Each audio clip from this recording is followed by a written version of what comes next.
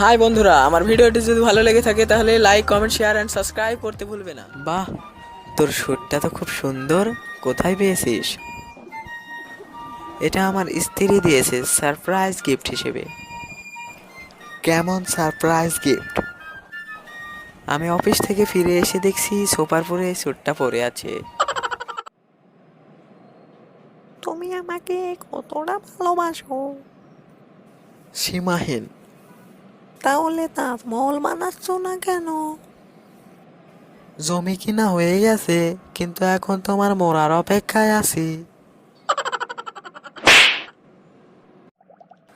বাবা, পাশের বাড়ির সুমনের না আজ বিয়ে। তাতে তোর কি? মানে ইয়ে ইয়ে কি? না, সুমন তো আমার চেয়ে 2 বছরের ছোট।